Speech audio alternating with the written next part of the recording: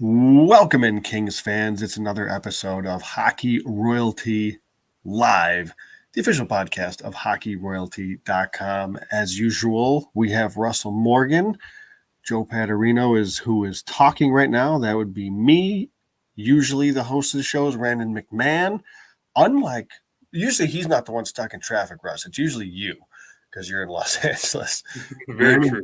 Brandon's got a little tie up. He'll be here hopefully when he can. So, as usual, when it's Russ and I, things can fly way off the handles. But I guess that's kind of fitting because we had exit interviews from players and GM today or recently. So I guess flying off the handle is fitting. So before we get into that, Russ, how are things? How's the early part of the week here going for you? Yeah, it's going good. Weather's looking pretty good in California so far. So I guess that's one of the few bright spots for our fellow Kings fans here.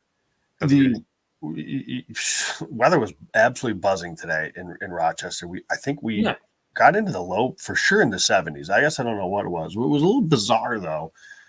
Golf league was canceled despite the fantastic weather. This was supposed to start golf league Monday. Usually is when I do golf league, but it was canceled. I think it was canceled because it was still wet from the weekend because it rains like every day in April in Western New York. So it's just nothing we can do. So anyways, I'm a little off. I didn't get a chance to swing the clubs today, Russ. So I guess it is what it is. It's probably we got to get the sticks back in your hands soon here. That's very true. That's very true. So before we get going, a couple of the comments here. Al Smith chiming in early. He's going to have to watch the replay, have a good show. And like he says, hit the like button. That's right. We really appreciate the support you guys all have for Hockey Royalty. So please do hit that like button. CJ's coming in. Looking forward to hearing you guys break down the press conferences. Russell, thank you for being a voice for us today. He was, and Russell was. We'll get into that a little bit, but if you heard the Arthur Kaliev question pointed to Rob Blake, that was from Hockey Royalty's own Russell Morgan. Size in, let's go. Lots to talk about. Luke and Rob have done none today. Okay, that's one way to look at it. Zach, the Kings fan, here early and been pissed since the afternoon. That might sum it up. Let's just end with that comment right there. I think that probably sums it up. We'll get to some of you as we get going here more today. Keep the comments flowing in. So, Russell, this comment here from Zach, the Kings fan, about he's pissed off since the afternoon. I'll start with you because you were there for the players. You were there for Blake. Exit interviews kind of as a whole when you're out of the first round is going to be a little mellow, right? Not exactly a happy time anyways, but setting that aside and knowing the season was over, what was kind of the vibe like, if you will, kind of the pulse, the temperature, if you will, of the room, the media, from the sense you got from the players, management and whatnot? How has it been the last couple of days in these exit interviews? Well, you can tell on Friday, definitely with the players, like there was a ton of disappointment. And I remember last year, like talking to Drew Doughty specifically, you had this sense of like, oh, I just want to get back to the Oilers. I just want to like get back and play them right away again. And now it's like, feels like, man, like this is the third time. Like, what else am I going to say? We stink against this team. So you can kind of sense that around among the players. I mean, talking with Kempe, talking with Fiala, Kopitar, all of them. I mean, it was just like, man, like we've gone through this. It's like Groundhog Day, right? So first round exit, talk to the players, and talk to management. So in speaking with the players, you can sense the disappointment. And I think in speaking with Blake and Luke, it was almost like they're trying to figure out how to get themselves out of this hole that they've dug themselves in. And they also could sense that their back's against the wall. I mean, we didn't hear Luke speak that often, and I was actually kind of surprised that he even was there with Blake. And I think it was more or less just a symbolism of like, hey, it's just both of us here. It's not just Blake that's on an island. But you can sense that there's this level of frustration that they feel from the fans, and it's resonating from them that they mention, I mean, ownership and talking with Anschutz and Beckerman and all of them. So they feel all the pressure that the fans have put on, and rightly so. Like, this is a management team that's built this team that they want to play a certain way, a certain style.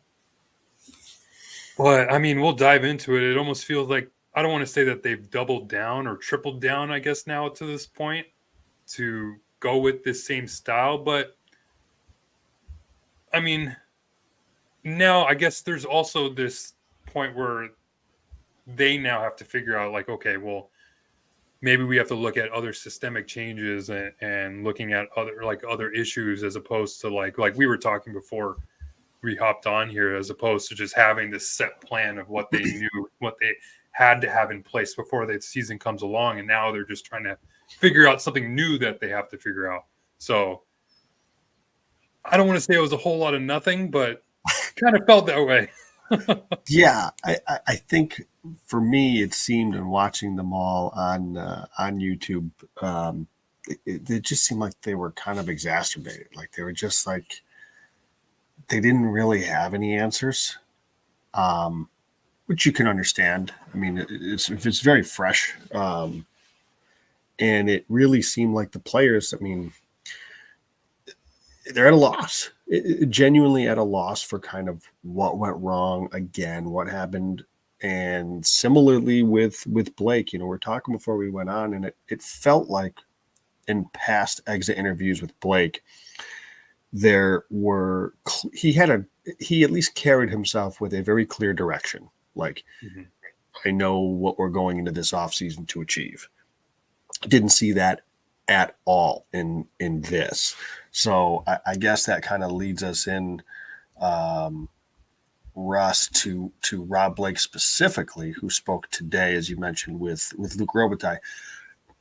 Again, to me, it really seemed like, okay, back it up a second. I'm not gonna say he doesn't have a plan, because I don't think that's fair. I mean, I think every GM organization has some sort of plan, and then if this happens, then this, or if this doesn't happen, then this. So I'm certain that all that's there.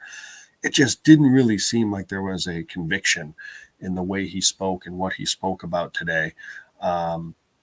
Your thoughts? I mean, we'll get into kind of some of the system stuff, because that's probably the biggest takeaway, I guess, from Blake's for me, was maybe a willingness to kind of see what they do from a system standpoint. But what was your impressions of Rob Blake today? Anything that stuck out to you with him? Well, it's funny, like, now that I'm thinking about it, the last couple times we've talked to Blake that I can remember, like going back to when we changed coaches, when he fired McClellan, hired Hiller, and then before that when he had the midseason presser, he almost had like a little bit more of a, I don't want to say aggression toward the media, but he's definitely a little bit more snippy. And now it's just, he feels like there's no way he could give off that impression. I mean, this is a guy that's his back's against the wall. How can he push back to anything that people are questioning him? And I have to give like total kudos and props to everybody, all the media in that room, because every question, I had a list of things I wanted to make sure get covered, and everything was covered on the list. I only had to ask about Byfield and Kaliev because systems were covered, goaltending, personnel, PL Dubois, everything that people wanted to know was covered. So props to all the media in that room. But yeah, like, so with Blake, is he understands the situation that he's in. I mean, he's a general manager that's run and had that plan, like you mentioned, going into a season the last few years. That plan hasn't worked. And now he's going into what certainly seems like a lame duck season, because he's got one more year left on his deal. His back's against the wall. He has to figure out a way to at least show some progress, which is funny because he himself said he's still seeing progress, which is like, what are we talking about here? We're not, I mean, at least in this season, we didn't see any progress. This is almost like we're at a stalemate here. And you have fans thinking that you're going to turn this team into a level of mediocrity that like the Minnesota Wild were for years on end. So, I mean, yeah, he's the guy that really couldn't, he had to take all the punches that were given him today, and he couldn't punch back. That's pretty much what happened. PH comes in the chat here and kind of reiterates what you had just said too. He being Rob Blake, said emphatically how we were better this year and rattled off a bunch of stats.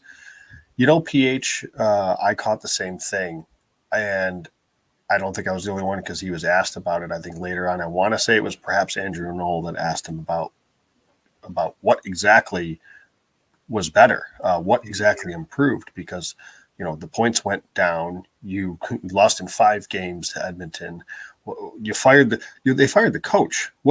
I'm going to be honest, Russ. It's going to be real hard to sell me on progress when you had to fire the coach midway through the season. The highest paid coach in the NHL, granted, that you have to pay again. Even more so. It really seemed like a bit of a stretch. The fact that he was really leaning in on how good they were in goals against, which I don't know if anybody's aware, but they've kind of always been good at goals against. That's kind of their MO. So not really too surprising there. And the goaltending, okay, they also had like league worst goaltending last year. So of course that's going to get better. Really, really stretching for me, Russ, the fact that Blake went on about progress and how you've seen progress, because to me, I didn't see that. I mean, I don't know what progress I don't know if you've had a chance to really sit down and kind of digest the season. I know it's still pretty fresh, but progress maybe from some individuals. There's progress. If I was him, I probably would have gone that direction, really leaned into the individual progress of some players rather than try to say that there's been team progress, because I don't know that exists at the moment. No, not at all. Like he mentioned the goals against average. You just prop that up time and time again. And then he talked about, I guess the one thing that they mentioned, I guess maybe the theme was they're trying to figure out how they can translate the regular season success into the playoffs, which is like, okay, well, listen to what your players said specifically. I mean, when I did the recap talking about the end of season exit interviews for the players, I mean, most of it was kind of just fluff. I mean, you don't really get too much. Dano talks about his finger injuries, and Cam Talbot talks about how he wants to stay. Maybe we can dive into that a little bit. But I mean, I thought the big highlight of that whole day was Kevin Fiala's comments about his very, very intellectual comments about the 131, which is funny because everyone thinks that Kevin Fiala is being this I don't know, I'm just out here having fun kind of guy. But then he gives you a very strategy-based answer to why he doesn't really like the 131 or like playing the 131. So now that you're going to prop up, as Rob Blake, you're going to prop up this goals against average and showing this progress. I mean, you got to listen to what your players are saying. And I don't know if he really finished when we got the chance to talk to him, he said there were still like player interviews that he was going through and stuff like that to see how the players were thinking. But he said he felt like there's a sense in the room that players felt like there's this disappointment. And I'm hoping that that's going to be what's going to resonate with him, is listening to the players and sensing like, hey, like you're kind of handcuffing a lot of our talents that we can provide here for this team to make this team better. Because if what you're looking at is just the regular season success and trying to figure out how to translate that to the playoffs, you're not going to find regular season success running the 131 or playoff success running the 131 against a team like the Edmonton Oilers. It's been 3 straight years that you've done that, and it hasn't worked either one of those years. And it seems like it's getting worse just based off the games in the playoff series. So tough to find progress there. Right before, and I made notes, and I just circled it because you reminded me. As you talked about, like you said, about finding the way in the playoffs, how to make it better in the playoffs. Right before he said that quote, he said, quote, "A lot of times we didn't have the puck," because they were talking about kind of. There's your answer. You need to have the puck more, right? Like, this is what we've talked about on this show agonizingly to some folks, I'm sure. You're not going to win probably in the playoffs in general, but especially against Edmonton if you're just going to willingly let them have the puck. You have to try to play in their zone. And I think the Kings, we started to see a little bit, the ever so little bit of success that they did have in this series, it came when they were spending more and more time in the Edmonton zone. You look at Game 4, you look at really that first period or so of Game 5, I thought the Kings started pretty good too, because they were forcing Edmonton to play in their own zone a bit more. That's the way to do it. It's not the way. It's not to set up in this 1-3-1. It's not to do all this stuff. It just isn't the way to do it. So, and Kevin Fiala, I mean, that's why I go back to him, because he said specifically, it's like when you won the 1-3-1 consistently, it forces you to break out. Like it forces you to let the puck come in your zone. Yeah. So I get to a sense where, like, yeah, you're forcing the other team to give up the puck. So yeah, there's that. But then that puck is also in your zone that you have to now break it out of your zone in a specifically like really like streamlined way and precise way too. It's not just like an easy pass. Oh, I can just get the puck out and then it's that. But most of the time, when you have the players that you have that Rob Blake has built on this team that you've talked about on end, especially like the left side D man that seem pretty incapable of moving the puck in a quick way. Yeah. How are you going to break out? How are you going to do that? So Russ, I was gonna save the 131 for a little bit later, but we're gonna dive into it right now because you mentioned the players have talked about it, and I want to elaborate a little bit more off of what Kevin Fiala said because I thought he did an excellent breakdown. He goes, if a team is going to try to skate through the 131, it works fantastic, okay, because you can disrupt them. They're not going to get through clean. But if all they're going to do is dump it and wrap it, it puts everybody in a tough spot because you have one of two things that's going to happen.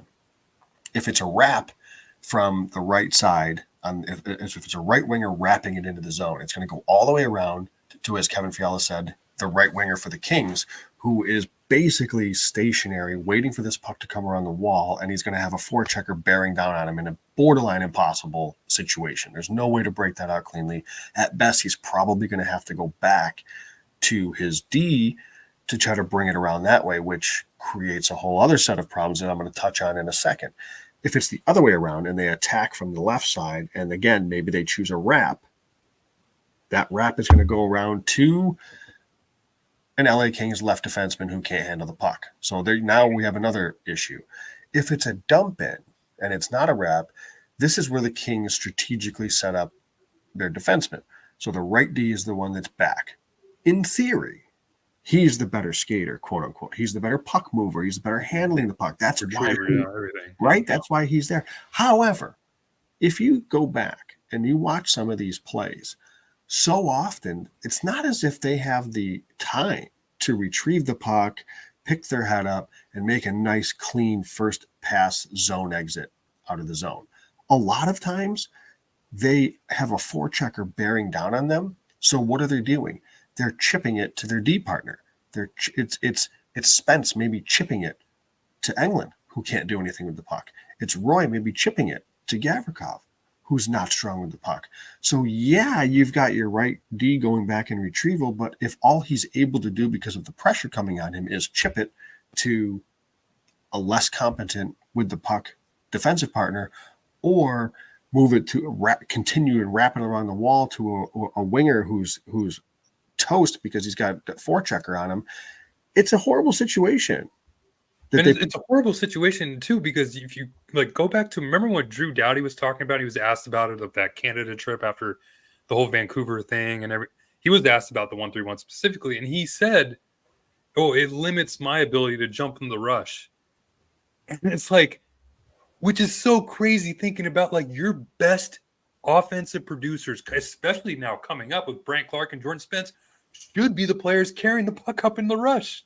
Now you're limiting the only players that you have on your defensive end that are even capable of moving the puck up in the zone because this strategy you have, and you're really enhancing a lot of the problems that you have because the left defensemen are now the ones that are forced to do that when you don't have the left defenseman to do that.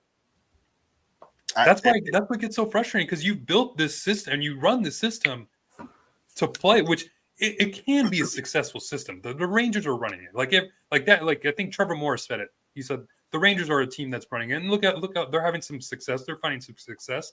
But when the way you build the structure of the team and you have this team set up the way it is, you can't run that system. You almost enhance the weaknesses that you have now on your roster. In a lot of ways, yes, you do. And so you saw a lot of players, I should say, talk about the 131. They were asked about it. We've talked here now about Fiala and the great answer that he gave. Kempe talked about how they did make some adjustments. They switched a little bit more to a 1-2-2, which in his mind was a little bit more aggressive in the neutral zone, allowed them to create turnovers. He preferred that. I thought Trevor Moore and Mikey Anderson did a good job answering it and acknowledging that, like, hey, other teams do it. And yeah, there's probably perfectly reasonable and sane times to fall into it. If maybe things are going, maybe you're on your heels a bit and you need to slow them. You slow the other team down. Maybe there's a point in the game where they're getting into too much possession through the neutral zone. You want to just, for a brief time, kind of alter that, or you're protecting a lead, or this and that. Like there's going to be scenarios that it's in your bag of tricks, but for it to be the main trick, the go-to trick, that I think is an issue, and I think it says something that a number of players kind of were willing to kind of speak out about it in an obviously respectful way. But Russ, where I'm going with this is Rob Blake was asked about the 131. And he very much said, like, we're going to have to take a serious, I forget the exact quote, but a serious, long, hard look at the system, at the 131, and if it's something that they're going to continue with. So my question to you is, does that give you, this is going to be a two-part question, Russ. A, does that give you confidence in Rob Blake? Because there was a lot of questions if Rob Blake would have his job, and we really we glossed over that. That's my fault. This is why I ran into the host, guys, not me. But I'm going to go back to Dan P. Says, Joe Russ, any ideas or guesses how Blake still has a job? I think we were under the impression that, listen, they lose in the first round again, Blake's toast. Yeah. So A, answer the question here to Dan P. Your thoughts on Blake still having the job, and then the follow-up to that would be if he's showing or has a willingness to hear other thoughts, maybe switch the system. Do you have more confidence in that? I mean, to be honest with you, it certainly feels like the only reason he still has a job is because of the relationship that they have with ownership. It's the only explanation I have, right? Because like you said, everybody assumed if things didn't go right in the first round, they bow out again, they would have been out of a job. You could have asked anybody, any media guy, anybody would have said that at the beginning of the year. With the moves that they made in the offseason, the amount of pressure after losing the same team 2 years in a row, then you lose to the same team 3 years in a row. I mean, could you imagine if like we were the Toronto Maple Leafs? It would have been absolutely insane, the amount of like coverage that'd be going like, oh my god, like Rob Blake is coming back for another year. This is the most ridiculous thing ever. Like I think this Toronto city would have been burning down at this point. But it's just really just based off the relationship with ownership. I mean, you listen to the first, I think it's the first thing, or the first time Luc Robitaille speaks, is he mentions talking with them and kind of showing them the progress and about this. He's like teaching us about this family, how we're all this big family, and it's like we're gonna have this big Christmas party afterwards. It's like, bro, like you are so tone deaf to what is going on right now. Like you have absolutely no idea how the fan base feels. Like it really made no sense. So just to answer Dan's question, it's only based off of the relationship he has, because any other team, any other organization, any other general manager would have been out the door already by now.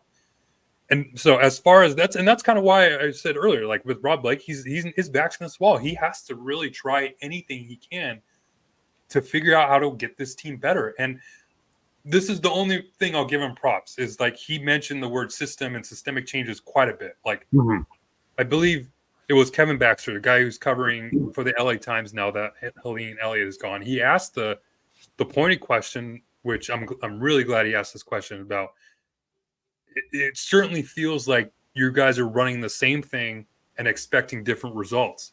And that's why I think one of the first things that came out of Blake's mouth is he said like, oh, system changes and systemic, we're going to look at all that. So it's tough because you never really get like a concrete answer that we're probably all looking for. Like you would have loved to hear Blake say, oh, we totally need to scrap the system that we're running and run like a more modern offense or more modern NHL style like system. That's what we need to do. But he never said anything like that. He just said, we have to just take a look at what we're doing. So it's like we're just like, okay, I'm waiting for another press conference to happen in a couple of weeks to say, okay, what did you look at? Like what is the evaluation after like taking a look at things that were going on and your discussions? And I'm wondering, like, when they eventually do make a coaching decision about who's going to be the head coach, which I have to say certainly sounds like it's going to be Jim Hiller from all accounts. You kind of listen to everything that's been said. He mentioned something about looking at outside voices, but when you kind of hear anytime he mentioned Jim Hiller, he said they were going to listen to things that Jim Hiller wanted to kind of adjust a little bit. So it certainly feels like we're just in a limbo here waiting now for like these discussions to take place with the management ops and hockey, whatever, to feel like, okay, now what's going to happen? Did you guys come up with a solution to this problem that's now taken place for the third year in a row? Because we didn't really get any answers now from this 30-minute long presser that you guys had with the media today. Yeah. Needless to say, a little surprised, but I guess I shouldn't have been shocked that Blake still has a job. But boy, it is in what is by most accounts considered a results-oriented business. Where's Todd McClellan again? Does he have a job? He does not, as a matter of fact. Probably because he didn't get results. And yet, the one above him has not gotten any results. We should try to get McClellan on the show and just be like, and you know I how know much you I don't love want to shit on your. I know you don't want to shit on your previous employer, but just give it to us. Like, well, there's so many questions I have for that man. They not only have not gotten results, and despite what Blake said, I'm sorry, I don't know that I see necessarily progress this year. They've made, up until this press conference, zero change in philosophy, right? Zero change in system, all in doing so while losing to the same exact team 3 years in a row. And you still get to keep your job. So, yeah, a little surprised. Okay, I'm a little surprised. As far as his comments on the 131 and a willingness to play, that is encouraging. I think that's very encouraging. It's clearly needed. It's clearly a couple years old. But here's my concern, Russ, and I want to know if you share the same. My concern is the reason the 131. I was going to say it's been effective. Like, I won't say it works because, again, they don't win. So how does it work? It's the reason why it's been effective in terms of, they're obviously one of the better defensive teams in the league and blah, blah, blah, is because Rob Blake has handpicked certain players to play, i.e. Gavrikov and Andreas Englund. And even looking back further, Alex Edler was another perfect example. You saw exactly why he fit and where he was slotted, and why he was effective. So my concern, though, is if they go away from this 1-3-1 to something a bit more modern, and not to say that 1-2-2 is like a modern system, but even still, just something that gives everybody a little bit more flexibility. Are they built for that on the back end? Like, what is your take on this? Because obviously things can change, but guys, as you've always pointed out, the left side of the D is currently under contract for next year. So if they do make this change, do they have the personnel to play something that is slightly more up-tempo when you have the likes of, again, Andreas Englund and Vladislav Gavrikov, who, again, it's just not their strong suit. Yeah, a little limited in certain situations, but I will say, like, I think they do. I think a full season, if they can somehow figure out a way to get Jordan Spence away from Andreas Englund. We've seen Jordan Spence excel. We saw him be one of the best, if not the best player for the Kings during the series against Edmonton. And that was playing with the old ball and chain that he has tied on his left side. So, I mean, just imagine like what a full season with him playing with a more capable defenseman on that other side. And I think if with an infusion of Brandt Clarke and his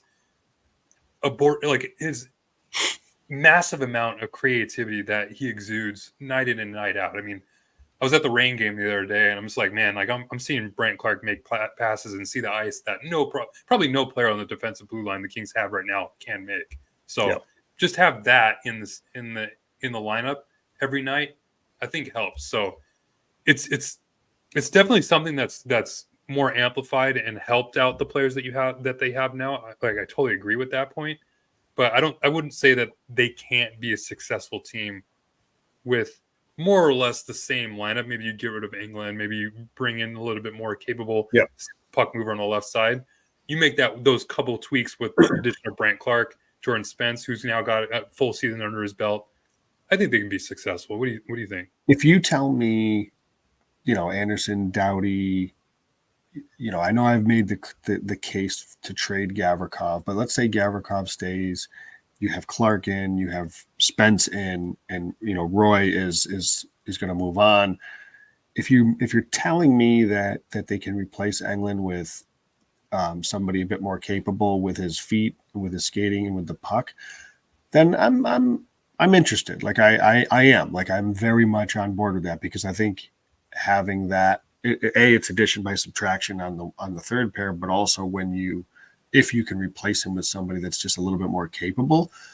Okay, I'm here for that. I can listen to that. And as John Miller comes in with the super chat, appreciate that, John Miller. Thanks, John, for the contribution. That's fantastic. I always love that. His comment is very fair. Every system is going to have pros and cons, and this is a very interesting point. I'm really glad he pointed this out. Even if LA changes it, they still won't be a contender, because their two most important players are 37 and 35 years old. And, John hits on something that we've gone back to, we've talked about in the past, where Rob Blake is trying to win with the same style and the same type of game, yet he's doing it with the exact same 1C and 1D that he had, or not he wasn't the GM, but that the Kings had 10 years ago. It's kind of crazy if you think about it. That said, they are both still playing at very high levels, and credit to them. And I think the Kings are extremely lucky, obviously, to have them. But is this a concern for you? Not really. I mean, I'm not going to put Kopitar on the same level as Sidney Crosby. Look what he's doing in Pittsburgh. I mean, there were people upset today that Kopitar wasn't nominated for the Selke. So it's like, right, this is the guy that's still playing at a really high level, and on most nights is one of the better, if not the best, forward on the Kings roster. I mean, I don't think I'm being blasphemous here saying that Drew Doughty's the best defenseman the Kings have right now and still playing like it. In my opinion, I still see that happening. I mean, who knows? Brant Clark could come in next year and be this point producer that he is, but I think all around Drew Doughty is still that player. So I don't see that being an issue. I mean, I also don't see it like an issue that Rob Blake is trying to push this team to try to win again with Kopitar and Doughty, because when you have those two levels of players and that level of talent, you should be trying to win with those players. And especially with everything that Kopitar has given to the franchise, it would be wrong to limit their ability to win one more cup by not giving them the players and the system that they can run to do so. So that's kind of, so I don't see it being too big of an issue. I can definitely see them being successful with those players being the top players. I mean, Kopitar is going to be 37 now. He's getting up there even more so now. Yeah, he took a little bit of a step back this year, I will say, but I mean, with the breakout that Quentin, credit to Blake, because he was asked this question. I think Austin Stanovich asked this question about this specifically about the two players being the ages they are, but he mentioned that Quentin Byfield is going to have to take the next step, and I think he did take a step this year. That seems obvious. So if Byfield's able to elevate his game even more so, I don't think you have to rely on Kopitar to be that 1C anymore. I think there's a few layers to that. There's Byfield. There's obviously P.L. Dubois. There's I think some layers to that, and just getting contributions from the rest of the lineup to Doughty for the back end. Shoot, we've been pounding this drum about getting more offensive, defense, and more skill, so it's not all on Drew Doughty, which it has been.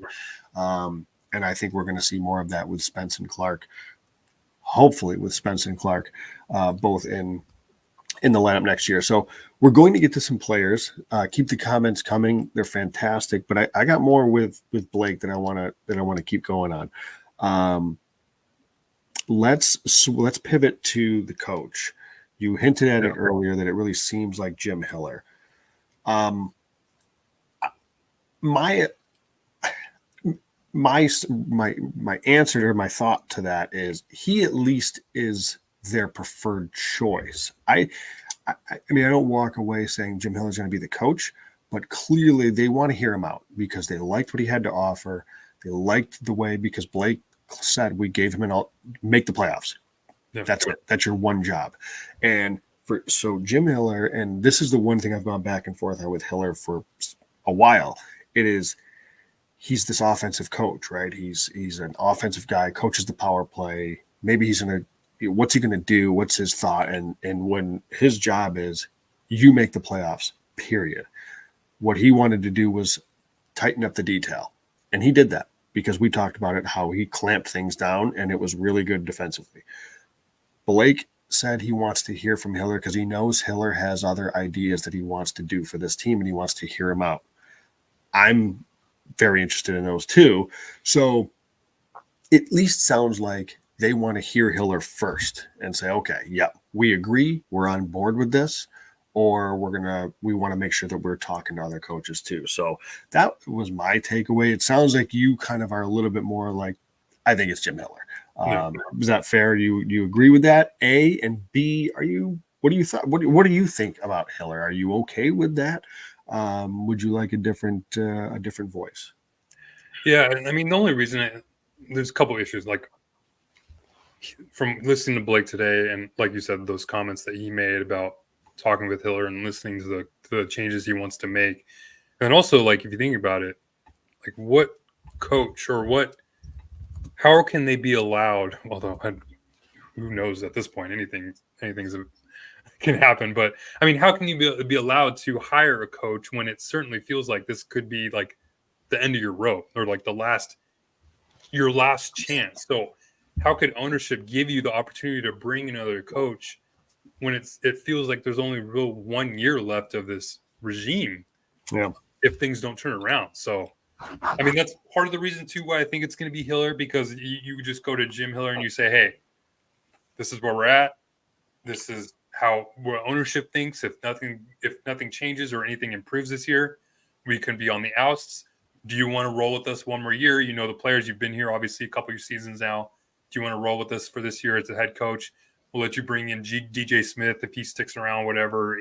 Probably maybe even give him the choice of his other assistant coach besides Yanni. We'll see what happens there, because I'm sure he probably has overarching changes that he wants to make. Mm-hmm. But I mean, as far as like it actually being Hiller, like I understand like from Blake's comments that Hiller wants to make changes, but like what changes are there going to be? Like really, I mean, we saw you put this head coach put Dubois on the fourth line at times this year. So Is that going to continue? I mean, you yourself mentioned how you want to continue that tight checking, like grinding style. So it's like, what changes is he talking about? Because we didn't really see any changes. If anything, he reverted back to as try to be this defensive stalwart team, even more so with Hiller, which seems strange because of how he said he has this analytics background. So I don't know. Like, I really liked Hiller. Like, I thought he was very good with his words, very good in the media rooms and the post-game interviews. But it would feel like it'd be kind of like the more of the same, even more so on top of it. So, yeah, I don't know. Yeah, it's a tough one because I can go either way on it because I didn't like a lot of the things that he said. But I go back to if his whole thing was get into the playoffs, then he really wanted to kind of lean into say, well, you know what? I'm not doing if my job is make playoffs, I'm not going to throw a big system change mid-season. I'm going to try to tighten up what's not working, fill the holes that I think are there and do that. Obviously, I have questions about some of the lineup things, but again, that can be, you're always going to have questions. There's never going to be a coach that puts a lineup out and somebody's not going to have a question on it. So, but I'm open to Hiller. I'm not like totally out on him, but I would be very curious to know what some of those changes are. Well, I mean, one comment that Hiller made, I mean, the one comment that still upsets me a little bit is the comment he made about Brant Clark, how he's like, we need to teach him to be a defenseman. We need to teach when I asked him, Hiller, about maybe letting him be a rover and kind of amplify his offensive traits a little bit, but he was like, no, we need him to be this defensive guy so I don't know and who knows, that could have been just based off of the system that management wants to run and they think could be successful, or maybe that's actually what Hiller thinks and what they want Brant Clark to be. So I mean, it's not to say like we shouldn't have Brant Clark elevated the defensive side of his game, but it felt like, okay, we're trying to put him on a leash a little bit and try to, hey, like, stay away from all those like aggressive antics that you're usually playing with that we've seen Brant Clark. I mean, going back to the World Junior days when he was just always like all over the ice and he played below the opponent's goal line more than his own at times. So it's like, I don't know. I'm conflicted with Hiller, to be honest with you. It's just, Yep. would feel like more of the same. I can't really argue with that. So this name didn't really come up much at all, but I know you asked Rob Blake, and I know this has been a question from a lot of fans too. I've seen kind of poking around Twitter. Where was Arthur Kaliev? What happens with Arthur Kaliev? It was not exactly a ringing endorsement from Rob Blake with the question that you asked him. I have to imagine he's played his last game in Los Angeles. Is that obvious? Because it's obvious. So obvious. I mean, I asked him point blank if he's going to be a King next year. He's like, oh, we'll have to wait and see. It's like, okay. Like, this is a guy who's a restricted free agent, yet you have rights over. Like, and you don't know if he's going to be a King anymore? Like, bye. So it's so frustrating because this kind of like only makes the whole argument of you're not developing, you're not drafting well, like that whole argument like even louder, because this is a player that seemed to be successful at times last year, especially on the power play. And when you needed to find some success on the power play, especially in the playoff series, you just couldn't figure out a way to get him in the lineup. So yeah, that would only amplify those critics even more so, which I don't blame him, because this is a player who came in with so much offensive potential. I mean, he's scoring lacrosse goals in the OHL and putting up 40 plus goal seasons. And granted, like, yeah, that doesn't always translate to NHL, obviously, but Sure. I mean, you just pretty much like threw him to the wolves right in the NHL, and you never, I mean, compared to like all these other players that you're giving so much seasoning to, Spence, Turcotte, Thomas, Clark, you're giving so much seasoning to in the AHL, but now you saw Arthur Kaliev in the NHL right away. And then he started making some mistakes later on. And then he started making some mistakes early on in the season to the point where you just decided not to play him anymore. And who knows if there's anything like behind the curtain that has happened with Kaliev and the team. But even that, like, nothing's came to light. You haven't told us anything. You haven't tried to trade him, it seems like. So for you to just come out and not give any sort of ringing endorsement to say, we need to try to make this player better, you just straight up said, oh, he didn't help us out at the end of this year. And maybe I should have followed up and say, well, you didn't give him a chance to help him out. So what happened there?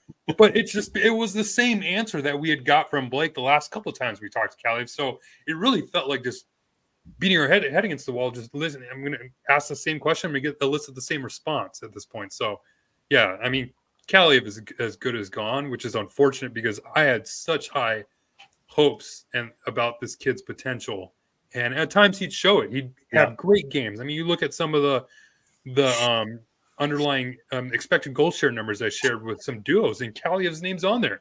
Like I said at the beginning of the year, him and Phil Deneau were top 5 in duos in expected goal share. I think he was up there with P.L. Dubois. So you saw him be successful with teams, but for some reason you can't figure out a way to get Kaliev in the lineup because maybe his defensive side of the game isn't as good. Maybe he's not acclimating or playing that 1-3-1 system you want him to play all the time. So, but like that's such a potent talent that I feel like can be unlocked if you figure out a way to unlock it. And you're not trying. You're not trying to figure out a way to unlock it. You just kick him to the curb and say, hey, good luck at wherever you go. Because now it feels like he's going to go to fucking Seattle or somewhere, Philadelphia or whatever, Utah. And he's probably going to end up scoring 30 plus goals. It's what's going to happen. That's where I feel like. So yeah, it's unfortunate because it feels like they didn't really exhaust all options with Kaliev, and they're just getting rid of him. It is a very curious case, and I don't know if there's things going on off the ice that has led to it. I don't think his on-ice performance was so bad to where he had to be banished. I mean, there are players making way more visual mistakes than probably Arthur Kaliev was, and got a longer leash. I would, and that was a little. So this is where I wonder, and this is again total speculation here. Like you wonder if this is an organizational maybe not decision, but like I can see McClellan being that kind of older school structured guy. If he can't trust him, he's not playing him. I wouldn't have been a little. I would have been a little. I was curious if Hiller, again, that more offensive kind of guy, worked with Kaliev on the power play last year, right? Would he have been more willing to play him? Yeah. I mean, it just didn't happen. So it sucks that it's gone the way it's gone so far for Arthur Kaliev in Los Angeles. There'll probably be a book written about his tenure in Los Angeles. It seems just so bizarre. It could be some like long game that they're trying to play to keep his contract down, but I mean that would be so messed up. But yeah, I don't know. Kaliev, yeah, he feels like he's played his last game in a King uniform. Yeah, and it is unfortunate, and unfortunately he didn't see a whole lot of success in Los Angeles, but you can see success at DraftKings Sportsbook. So bet the action on the ice at DraftKings Sportsbook. Carolina, they're on the road. They lost game one, but they're minus 122. Excuse me, the Rangers are at home in that series, right? The Rangers are the home team at the Garden. Minus 122. The Hurricanes road favorites despite losing game one. Dallas favored minus 125 at DraftKings against Colorado. What a series that's going to be, Russ. Are you kidding me? Dallas, Colorado. Yes, I'm here. Edmonton minus 130. They just knocked off the Kings, obviously. They get a date with Vancouver. If you're really like upset that Edmonton knocked off Los Angeles and you really want to like throw something at Vancouver, they're plus 220 to win the series. Although I'm going to be honest, Russ, I don't see a whole lot of Kings fans lining up to put any money behind Vancouver. Not really a team that they're big fans of. So, but anyways, download the app now. Use the code THPN. New customers can get $150 instantly in bonus bets for betting just $5 on hockey. That's code THPN. Only on DraftKings Sportsbook, an official sports betting partner of the NHL. The crown is yours. Bonus bets expire 168 hours after issuance. Gambling problem? Call 1-800-GAMBLER or visit www.1800gambler.net. In New York, call 877-8-HOPE-NY or text HOPE-NY 46369. In Connecticut, help is available for problem gambling. Call 888-78-9777 or visit ccpg.org. Please play responsibly. On behalf of Boot Hill Casino and Resort, 21 plus, age varies by jurisdiction. Void in Ontario. Bonus bets expire 168 hours after issuance. See dkng.com/hockey for eligibility and deposit restrictions, terms, and responsible gaming resources. NHL and the NHL Shield are registered trademarks of the National Hockey League. Copyright NHL 2023, all rights reserved. Russell, one more Rob Blake related comment, but it's going to lead us into another big theme, I thought, of the day. P.L. Dubois. Rob Blake said he, and the organization, not necessarily he, but the organization needs to find a better way to make PL better, get him more involved. Thoughts on, before we get into actually PL, I guess himself, his comments, and there were some other players that were asked about PL actually too, that I thought was worth touching on, but thoughts on Blake's comments about saying that we need to do in the coaching staff, we've got to find a way to make him better and put him in a better situation. Yeah. Basically. Yeah, the quote I got out of it was, we got to do a better job with the coaches to incorporate him into the game, which is like, man, I mean, why didn't you have that beforehand? Where was that when you made the trade? Why didn't you talk to the coaching staff to say, hey, this is what we want to figure out to incorporate him into the game, which is a little contradicting, because I think there was one question, I believe Austin asked the question, is like, who makes like the final decisions on like some of these like lineup decisions? And he said it's the coaching staff, like it's the coach, that's his job. Yeah. It's like, okay, well, now you need to have conversations with the coach on how to get PL Dubois to be better. So where's that missing link there? Where's that missing conversation? So that kind of caught me off guard, to be honest with you, because that's kind of what we've been saying all along, because you made this trade to bring in this centerman who was a first line center where he came from, and then you just kind of threw him on the third line with Arthur Kaliev, a player that you just exiled. and Kevin Fiala, who he found success with, who had like a 60+ expected goal share playing together. Hey, what's up, Brandon? What's going on, buddies? What's up? Fucking sorry. I had this whole thing. F word on the pod. I'm sorry. I was just accident on another accident. I'm saying you look at, there was a recent study done. 3 out of the top 5 deadliest highways are in DFW. 3 of the top 5. Wow. Like, man, You guys need to slow down over there. Literally, just I was sitting there for the last 30 minutes. So, hey, luckily I had some sunflower seeds in my There you go. cabin. I did a shot before I came on. I'm ready to go because I want some kids, man. What's going on here? You guys ruined my segue because Blake Russell was just talking about Blake trying to find a way for the coaches to make PL Dubois better. And I was going to steal that and say this podcast just got better. And input Randon. And you guys stole that from me. I'm so sorry, Joe. I'm sorry. I'll make it to you. Anyways, so buy an Randon, Eric Judge jersey or something.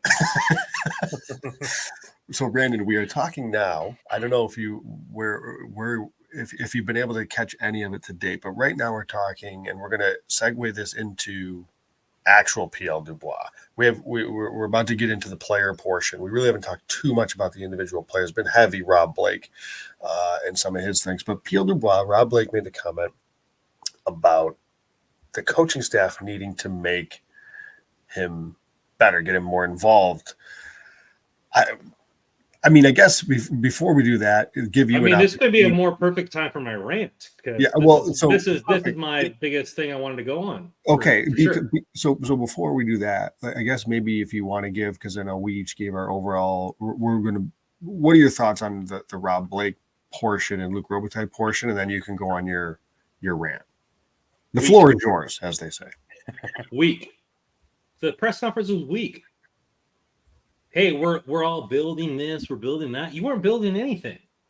Last season was better than this season. You ain't building nothing. You're lucky you still have your job. That's my thought process on it. And I'm saying, hey, there's zero level of humility. There's zero level of accountability in what he said. Like, oh, we're building this, building that. Well, we should have done this, should have done that. You're the GM. The buck stops with you, bud. You built this roster. You chose to give England 2 years. You chose to give Gavrikov 2 years. You chose to sign Trevor Lewis when we have Akil Thomas, who was only given a chance because of the injury, 3 goals in 5 games. You chose to do this. You don't deserve a job, bud. No offense. Like, you don't deserve it. And then you have 1 year left on the deal, and that's the only reason that we are talking about this, because you have 1 year left in the organization who has been loyal, which is a great thing for an organization. Sticks taps for the organization. You applaud those types of things for organizations that give their head coaches time, they give the GMs time, because you look at like what the Steelers, right? 3 head coaches in the last 45 years. They give those players time. They give them the vision time to mold. So yeah, I'm torn because, hey, does Rob Blake have a vision? Right now, I'm not a fan of his vision. I'm not a fan of what's going on here, peyote or not. I don't see a drug induced. I don't see a sober vision where I don't see any vision. My vision is this. You brought in PLD to be a difference maker, and you set him up with players who weren't difference makers. You were so loyal to Deneau, who has done nothing but great for you. I get it, 100%. But you're trying to push this team to the next level. That's why you brought in PL, and you set him up with nothing. No offense to LaFerriere, he's a rookie. Rookies don't often make leaps in the NFL. No offense to whoever was all on his left line, Grunstrom or whatever. I love Grunstrom, but he's not a difference maker. If you really wanted PL to take that next level, he was playing with Kyer Connors, 40 goal scorer. Now he's playing with guys that he has to talk to about how the NHL works. Like, that's not equal. That's not, hey, let's take this conference to the next level, or team to the next level. I'm not mad at Rob. Rob was doing what he thought was right. Rob was trying to make the decisions what he thought was right for the team. My thing is what I said last podcast and the podcast before. A good leader can realize when he's wrong and make adjustments. Will Rob do that going forward with PL, with the entire roster, saying, hey, the 131 ain't working. Hey, big left shot D and skilled right shot D ain't working. Hey, we shouldn't sign an ancient man in Trevor Lewis, thank you for the cups, to play fourth line when we have plenty of prospects who Rob Blake got for this team. He got Akil Thomas. He got all these guys, Fagemo. Why not play them? You have a top 5 pick rotting away on the rain when you could play him on the fourth line. Is that any better because of playing time? Dude, homeboy is like 20-something years old. Like, get him up in the NHL. I'm over this BS with Rob Blake and the fact that, hey, we have to balance this. No. The reign of the reign, the Kings are the Kings. What's best for the Kings? Turcotte, Fagemo, Akil Thomas, they're all better for the Kings. I don't know. I thought his press conference was overwhelmingly soft. Take accountability. Like, there's no accountability there in his press conference. Zero. Well, I think you're echoing a lot of the sentiment from certainly the fan base. And Russell and I had our issues, and we pointed out that there wasn't a whole lot to grasp onto here. It was borderline insulting how much he talked about the progress is being made. So I definitely echo your sentiment there.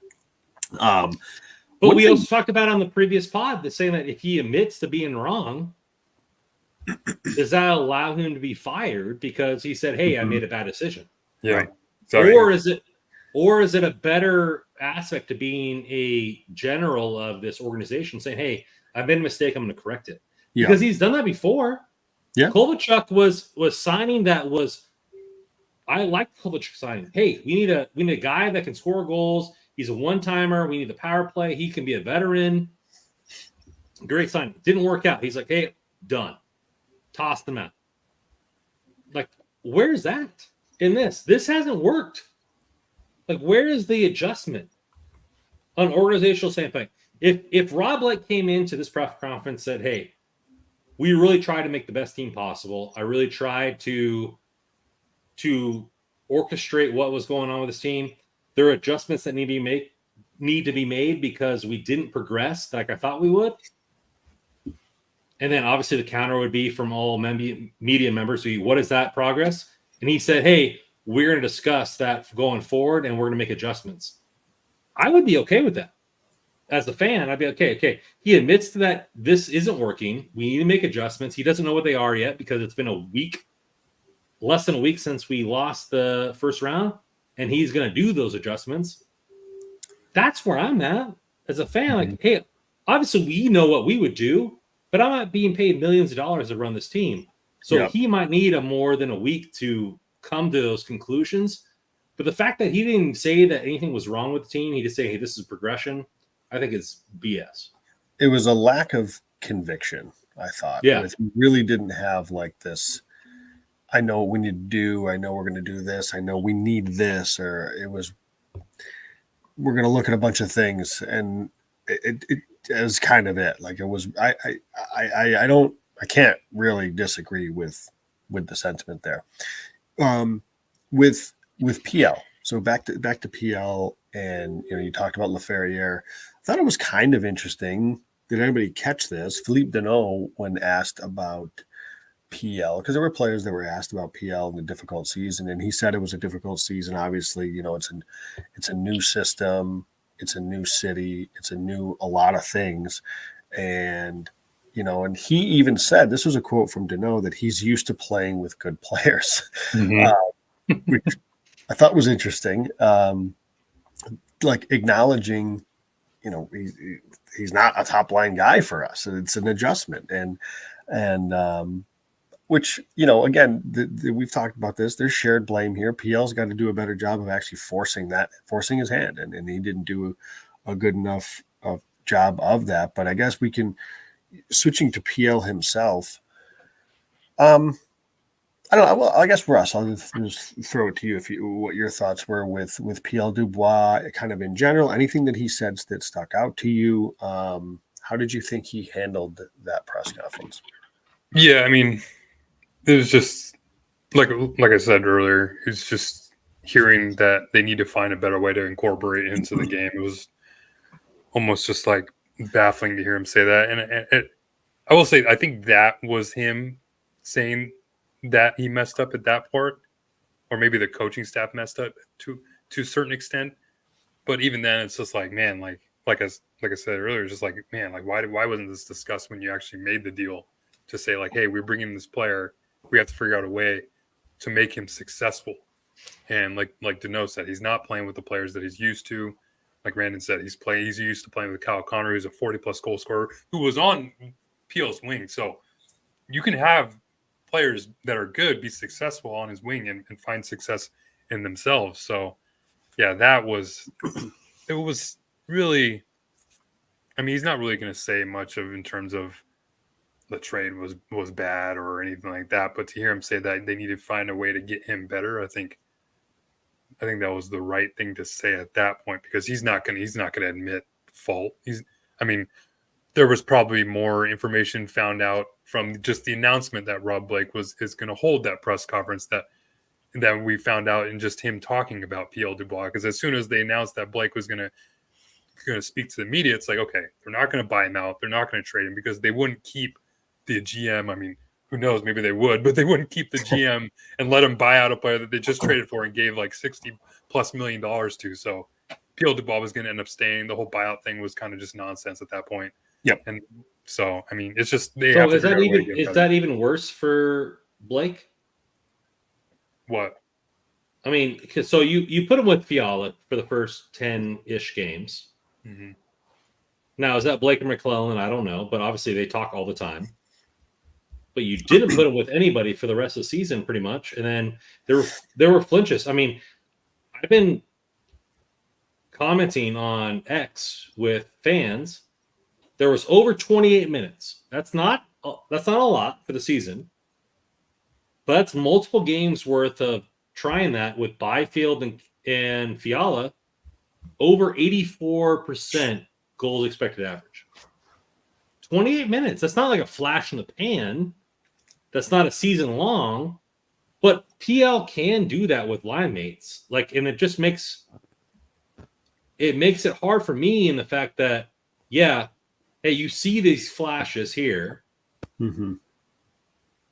and you don't make adjustments, and then you also on the PL side, hey, yeah, just because you're playing with teammates that aren't Kevin Fiala, dude, you need to be the horse then at that point. Like, you need to be the guy that's initiating those things. It's a tough double-edged sword in my aspect on the player. Yeah, and like what Joe has said at times, and this isn't to crap on Dano, because we know Dano brings so much more in terms of just offensive production, but he's your second line center. He scored 47 points. PLD is your third line center, and at times your fourth line center. He scored 40 points. On probably a lot of other teams, that'd be a pretty good third, fourth line center. But now, I mean, I get it. Yeah, he's getting paid to do a lot more, and he's not showing the effort on the ice. So I'm not making excuses for the player, but you put him in the system to produce at the rate he's going at. Because if he had played more minutes, his point per 60 total at 5-on-5 was like 0.08 less than it was last year. So it's not that much of a difference. And just to kind of amplify what Randon's saying, minimum 200 minutes. The two forwards on the ice together who had the highest expected goal share, PL Dubois, Kevin Fiala. Where was that all year? Because we saw it throughout the early parts of the year where PL actually succeeded. I go back to that first game in Winnipeg, that first game in Minnesota, where he had multiple point games, and then there were a couple bad stretches, and then you just separated them for the rest of the year. It's almost like they just made their whole decision off the full season for a few players, like I talked about with Kaliev earlier, made their whole season decision off a few players just based off a bad stretch. And even in January where things were going bad, you just continue to roll out the same defensive lineup, the same forward lineup, and make no other adjustments. But we were talking about this earlier, Russ, in the beginning of the season. We said, hey, like this combination is scoring goals. I think they were over three. I think they were like 3.75 or 3.5, but they're giving up 3.25 or 3.5. So like they're giving up the same that they were scoring. So maybe we can find a different combination in those type of things. But I mean, if Kings fans right now were asking for 3.75 goals down the stretch, I mean, we'd be throwing rallies in the streets for that, right? So like that's what I think we are talking about is the philosophy is dictating a lot of everything. Yeah. To where, hey, right now I'd be fine with 3.75, 3.25 goals for versus goals against. Hey, we're winning, but we're causing like Fiala and Dubois could take over games. Yeah, sure, they're a liability on the defense at some games, but they're taking over games in the point to where in the playoffs, you need that type. You need that type where they can take over an aspect of the 5-on-5, and we didn't see that from January on. So that's my thing with that pairing there. Yeah, you have instances where they've given up a lot of goals against. The game is about offense. You pushing it forward, pushing the momentum. I think PL, I commented with a fan on X. I think PL only had one line combination with over 20 minutes that was negative 50 goals against or goals for average, and it was 49.7. So, like, he is driving pace, but he's playing with the third line, and he's got to be better. Like, we're all of us here that people think that we're the PLG apologists. We are in the fact that we believe that he can give more if given the opportunity, but he's also got to present that to himself. Like the times where he's just skating for nothing or not putting the body in or all this kind of stuff, that's on him. But we believe in the talent, and we believe that he needs the opportunity with the wingers to give him that progression going forward. It's going to be hilarious watching him play in the World Championships this year with Team Canada and play on a line with freaking Trevor's he's American, but play on someone who's super talented. Did he get the opportunity? Did he get asked? Yeah. Friedman announced today he's going to the World Championships. This will be his fourth time going there. So he's been there before. And yeah, granted, the competition there is always so weak, but every time he goes there, he performs. He's one of the top 3 scorers on the team. And so, yeah, I mean, if he starts to show a little bit more, which I'm actually excited for this World Championships because it seems like teams are taking it a little bit more seriously this year. So the USA roster looks pretty good. The Canada roster looks pretty good. So I'm excited to see what he's able to provide with or in that setting. Back to PL himself. So I thought he had some interesting comments. Some of it was a lot of like what you'd expect, but I thought he had said that he acknowledged like he struggled his first year in Winnipeg. It took him a year to kind of get under his belt. He repeated a lot about stability and consistency. And as you guys have both alluded to, he really didn't have a set line that he was with. The most stability that he had was with Laferriere. And, you know, as much as we love what he brought, even he said, I didn't think I was making the team this year until some things kind of happened. And, you know, and I thought he earned his keep. But production-wise, it's going to be a little bit coming for him. And I think he made the comment that he was thinking a little bit more. You know, it's definitely a much more rigid structure than what he was used to. You know, and I know all of this to the people that hate him, this is all going to sound like excuse making, but I don't know. I mean, I think that there's at least there's things that can go along with this. Like it's his first year, and Kopitar said, you know, it was tough on him. It was his first year. He was trying to figure out and find ways to make things work. And I'll say this, like just we forget these guys are human. And again, if you hate PLD, just turn me off for a second, I guess. But like, I'm somebody right now. I just changed jobs. 10 years I was with the same company. Okay. So I changed jobs, same industry. Okay. Different company.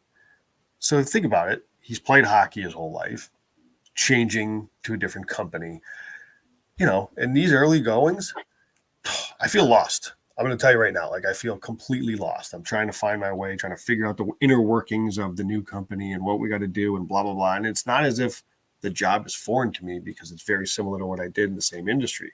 And I was thinking about that today. I'm like, everybody says it's hockey, just go play. And yes and no, like it is. But at the same time, if he's out there admitting I'm thinking too much, you're in a lot of trouble if you're thinking too much on the ice. And he's got to get to a point where it's just going to be kind of like second nature. And he said he's thought more about the system than he's ever thought in his NHL career and probably his playing career. So what does that mean? Does that mean he's a player that is just takes longer to adapt? Maybe. Some humans take longer to adapt to certain things. I don't know. I'm not a. Is that three teams to adapt there, Joe? What's that? Is that 3 teams to adapt? I thought he adapted pretty good to Winnipeg. Yeah, that first year was rough, but last year, Bonus was talking about him being the best player on the team at times. Yeah, that was when they were at the top of the Western Conference. So it's like what I'm saying, the best player on a good team. He's shown it before. He just has to be consistent. Is 70 points 1C for you guys in a championship roster? Because that's what he was. He was on pace for 70 points. So is that 1C for championship roster? If we brought him in to make a difference, is that what it is? Because to me, it's not. No, but there's got to be a next level for PLD to earn $8.5 million. But so what I would say to that is these first couple of years, especially. So Kopitar's going to be the 1C. He's going to play the top minutes. Is he next year? Probably. He can still with Rob Blake being the GM. Yeah, he probably. And he's just still so good at both ends of the ice. But where the misstep was, in my opinion, was, and I wrote it in the article I wrote the other day, it was like when the trade happened. My thought was, okay, this is awesome. They're going to basically have the Deneau line as the third line. That's going to be the most dominant third line in hockey. And Dubois with Fiala, and then maybe a Kaliev or a Grunstrom, and then you kind of figure out what that's going to be. I'm like, this is dynamite. Like we saw how good Kopitar, Byfield, Kempe was. You're going to move Deneau's whole line down to the third line. This is perfect. Totally didn't happen. Like it was. Now part of that was the Arvidsson injury. Kaliev suspended early, but it's like, no, we're just going to run it back with the same top 6. It's like, but we all love Phil Deneau. I love Phil Deneau. I want Phil Deneau on this team. Like he's an important cog in the middle of the ice. But like, as you said, like he's a third line center, right? Third line center, penalty killer, which is very valuable. And he's great at 5-on-5. But Dubois has come from a situation where he was a consistent, and I think Blake said this too, like he's had a consistent baseline throughout his entire career. And he didn't get that with us. So something went wrong. Yeah, I'm paraphrasing, but he talked about how he's established a baseline of what he is as a player.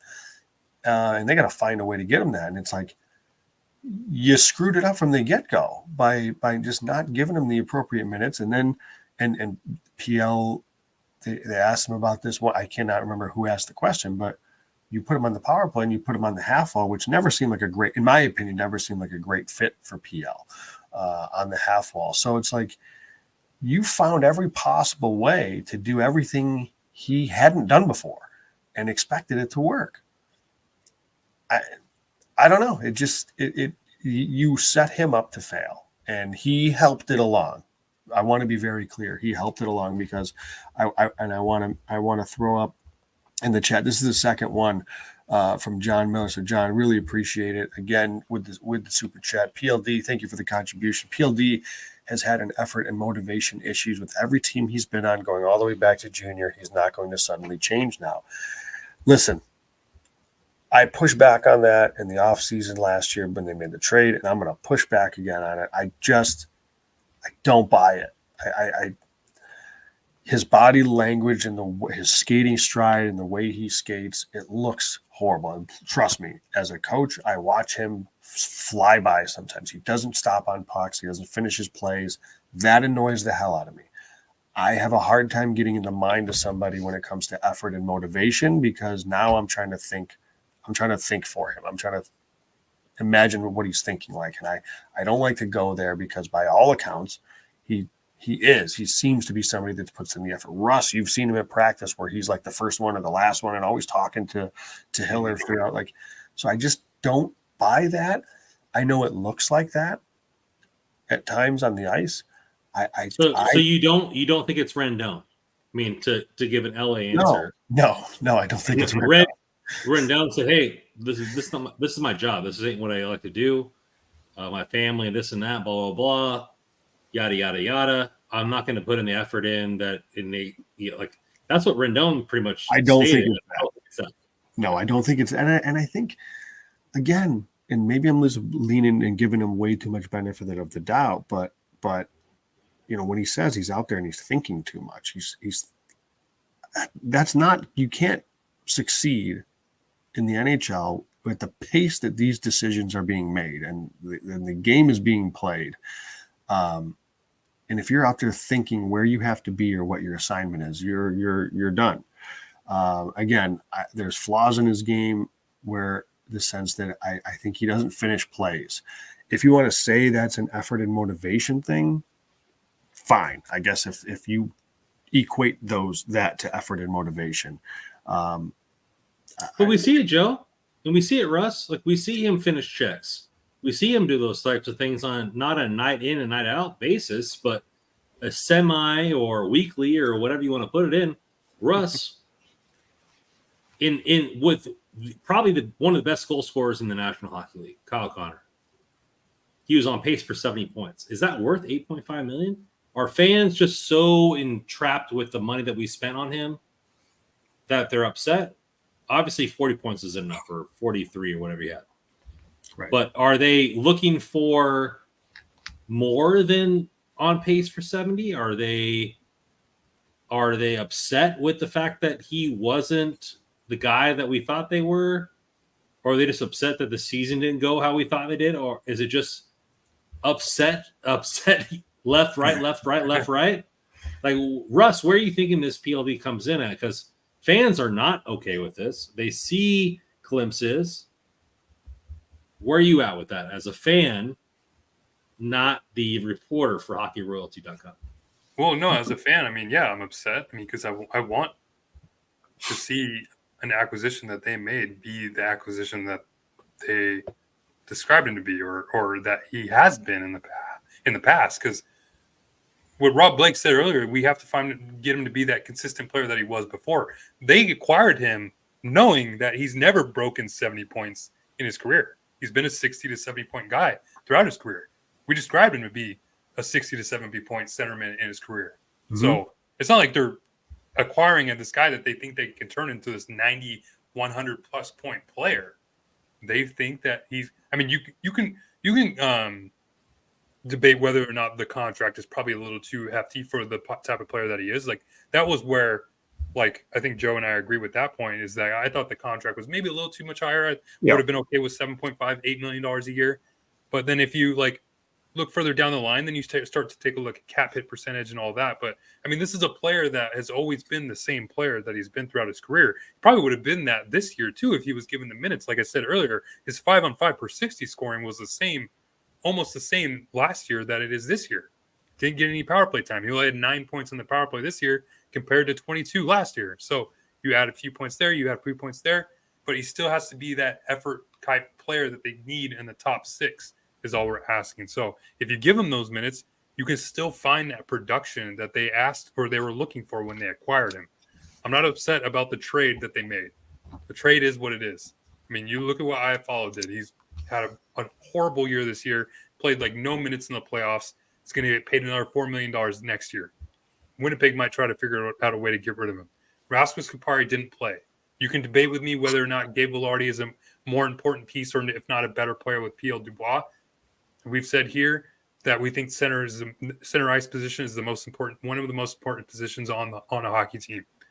So if you just figure out a way to get P.L. Dubois to be that P.L. Dubois he's been in the past, this trade starts looking a little bit better. But they didn't give him the chance to be that this year. It's tricky. It's tricky with fans and the player, right? PLD and in the organization said he's worth 8.5. Whether us fans agree or not, that's a mute point. But we want some sort of production. So, right, like if he was producing at 60 to 70 points per season last season before he got signed, then he gets signed. Like we at least want that. Like, hey, as a fan, you're like, okay, well, hey, like this is what we signed here. It needs to produce this way at least. We were expecting more, but it didn't really work out. But at least we're getting this. It's not that. But when you drop 20 points, like that's where the fan disconnect is. It's like, hey, okay, I can understand. Hey, if he's a 60-point player, we thought he'd be a 70-point player. It's really close, but it is what it is. But when you drop and then you see it on TV, like where he's like barely skating and walking around and like looking like he's venturing into a new city that he's never been at. He's looking at the skyscrapers and stuff. Like that kind of stuff. Like that kind of stuff bothers me. You're like, dude, you're playing a hockey game and you're like looking at whatever. As a fan, that bothers me. Go ahead. To elaborate a little bit off of what you're saying about, hey, he was brought in to at least be that, right? That production wise. And Zach, the Kings fan, comes in and says he wasn't just an acquisition. He was our big acquisition. He's supposed to be that big piece that carries us to the next level. And that's very true, which makes it even more bizarre that you invested all of the assets. Just count how many assets did it take to get this deal done? Sean Dursey, whatever pick it was Sean Dursey, it was obviously Gabe Velarde, Iafallo, Kapari in a second.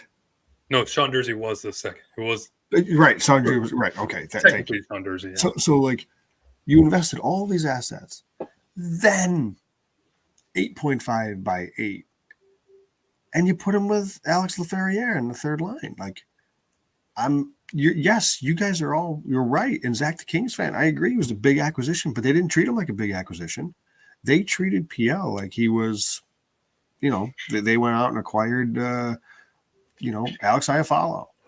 That's right. That's the way they played him. So Stahl got $2.5 million. He's playing third line minutes right now.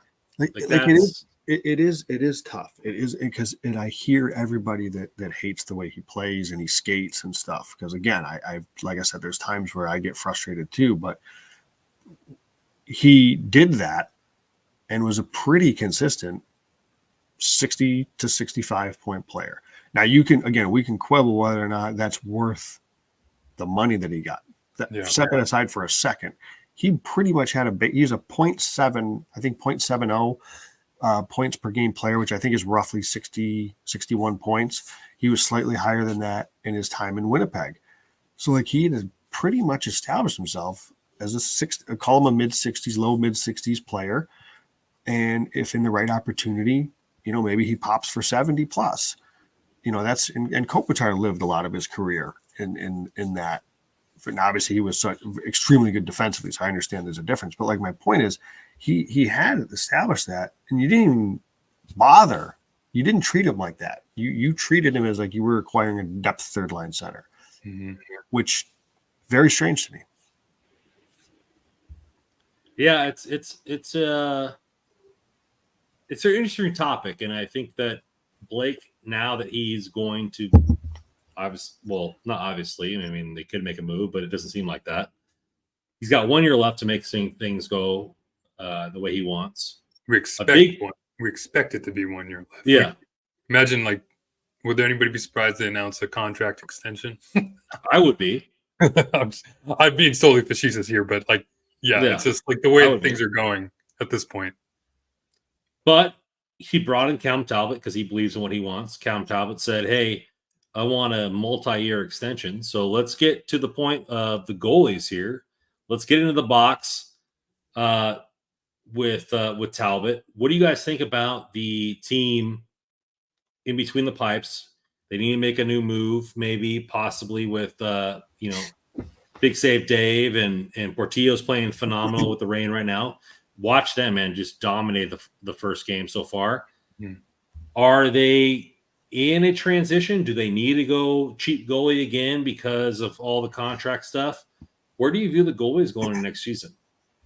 Yeah, actually, just to kind of reiterate what Talbot said, he just by talking to him, it certainly seems like he doesn't want to go anywhere, and he'd maybe be willing to take a pay cut just to stay here and wants a multi-year deal.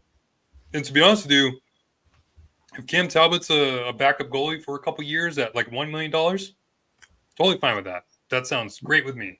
I mean, this whole notion that the Kings need to go out and find this number one goalie. I mean, granted, like we're talking about this whole system change and trying to change philosophy and the way they play more offensive style. That'll definitely hurt and maybe open up a little bit more offensively for the other team coming the other way. So maybe you're asking your goalies to do a little bit much. But even then, David Riddick looked good. Cam Talbot, they both. I mean, Talbot had a bad stretch for a little bit before the All-Star break. But even then, like, we've said it on end here. Like, there's no reason to go out and pay $4 or $5 million for a goalie at this point. I can go on the list. Like, look at the playoffs this year. UC Saros was awful at times for the Predators. Vancouver Canucks are on their third goalie. Is like what their fourth goalie now? They don't even know who's going to be the goalie next game at this point. They're still in the second round. I mean, Sorokin didn't play for the Islanders. Connor Hellebuck was lit up, and people were making jokes about him getting the Vezina now. So it's like, why do we need to go out and find a number one goalie and go through this whole like thing of like pay $5 million for a few years for a goaltender? That makes absolutely no sense to me. Go out and use that money to solidify the left side of the defense. Maybe sign another forward in the middle six to help out with PL Dubois. We're talking about a winger for him to play with. But at this point, like I'm totally fine with running it back with Riddick and Cam Talbot again for next year for one more year or so. Use that transition period because the way, like you said, Eric Portillo, I mean, that rain game I watched, dude, like I was like, wow, this guy is like the saves he's making just so poised, so calm. And for such a big guy too. Like I went with my wife and like I told her like, man, that guy's he's 6'6", and she's like, wow, like the way he's moving on the ice and his positioning, and it looks great. And like you can see like even like going across like on the bottom, there's nothing. He's giving nothing away. So if this is another transition year for the Kings where they have to sign like Cam Talbot, like I mentioned, a multi-year deal, $1 million, cool with that. Dave Riddick, he wants to come back for another deal, 1 year deal at $1 million, totally fine with that. And then if you find success with those goalies, give some spot starts here and there to Eric Portillo. You come to the trade deadline. If you feel like goaltending is something you really need to address it then. But there's no reason to give a full year to a goalie, quote unquote number one goalie for $5-6 million per year. That makes no sense. I'm in agreement. Shocking that I'm in agreement with that, and I have zero issues if Cam Talbot comes back. I think he obviously wants to be here, and I think he had a solid season. I had no issues with him. I would say there's some other options, like if they wanted to say somebody that's a little bit more, I don't even want to say like experienced, I guess. I mean, I don't know the word, but rather than Rittich, maybe an upgrade to Rittich, I guess, if you wanted to go there. Laurent Brossoit is a free agent. Alex Nedeljkovic is a free agent. I don't love him. Anthony Stolarz has been a pretty effective goalie. He's played well for Florida at times. He's a free agent. And Kevin Lankinen, I think, is an underrated goalie backing up UC Saros right now. And I think they've got Askarov that I wonder if Lankinen's somebody that is available that the Kings could acquire. That's if they go the cheap route again. I wouldn't be surprised to see the Kings make a trade for a goalie. And that could be any number of guys, right? I mean, that opens up a whole other. So would you rather have a goalie for $4 million or Tyler Bertuzzi for $6 million? I only want Tyler Bertuzzi for $6 million. I mean, he's 5.5 this year. I mean, he's a 20 goal scorer. He fights. He's a agitator. Like, I mean, he's not the guy you're looking for. Like, I mean, we need a little bit of that. Like, I know we don't want Andre Sandlin punching for no reason, but yeah. I hadn't really thought too much about like the forward acquisitions. Blake talked about how he He Sorry, really Road Street. I didn't mean to trigger you there, but he sees Thomas Turcotte, these guys playing roles next year, which is interesting. I was a little surprised that he came out and said that. So that's encouraging. But to your point, Rando, then you got Thomas Turcotte, LaFerriere, three guys that are kind of working their way into their NHL career. So how much can you really expect from them production wise? So your thought of kind of that middle six kind of winger is fair. I don't know. I feel like they can get somebody for less money than Bertuzzi is. I don't know what his asking or projected is. He's picking 5.5, so maybe it's more, maybe it's no. less. There's a couple forwards I have in mind, like Yakov Trenin. It would be one, play a bottom six role, be a solid guy, bring some physicality, can finish a little bit. Dakota Joshua is another one. Vancouver. These are players that probably be paid half of what Bertuzzi gets. And you can maybe get him signed to a longer term deal, but use your money elsewhere. I do wonder. I mean, the goalies that are going to come up in conversation, obviously, with Allmark is going to be Swayman's not going anywhere. So anybody that's got a thought of Swayman, if anybody goes in Boston, it's Allmark. It ain't going to be Swayman. So, I mean, Allmark is going to be an option. UC Saros, the usual suspects that we've heard, right? Markstrom. I don't know that any of those. I don't know what Buffalo does with UPL. Devin Levi is playing out of his freaking mind in Rochester right now. I'm going to try to catch him on Friday in Game 5 of that series. But again, I don't know if they're just going to give him the reins. Maybe Buffalo says they'll deal UPL and then go sign a veteran to kind of pair with Levi. I don't know what their situation is, but UPL's Pekka Luukkonen is coming off a big season. So I wouldn't be surprised to see LA make a trade. I really wouldn't. But they've got to be obviously cautious of the salary cap, and that's where Saros and Markstrom probably are out of the question. I just think it's a tough aspect. And I look at baseball, which we all love to, with a starting pitcher or a closer. It's like, obviously there's no salary cap in baseball, so they can spend whatever they want. But when you're paying the closer $11 million, right, and it's Mariano Rivera, you're like, dude, this guy just closes out every single game. Like, we have you could turn off the TV in the 8th inning until this game's done.